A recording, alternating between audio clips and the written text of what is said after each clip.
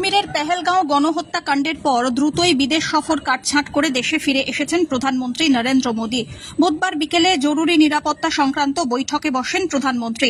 উপস্থিত ছিলেন দেশের স্বরাষ্ট্রমন্ত্রী অমিত শাহ, প্রতিরক্ষা মন্ত্রী রাজনাথ সিং, দেশের অর্থমন্ত্রী নির্মলা সীতারামন, বিদেশ মন্ত্রী এস জয়শঙ্কর এবং দেশের নিরাপত্তা উপদেষ্টা অজিত ডোভাল প্রমুখ।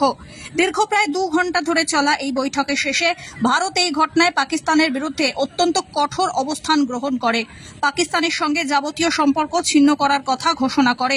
ভারতের এই কঠোর পদক্ষেপ ঘোষণার কিছু ঘণ্টা পরে দেখা যায় পাকিস্তান সরকারের এক্স হ্যান্ডেল অ্যাকাউন্ট বন্ধ হয়ে গিয়েছে।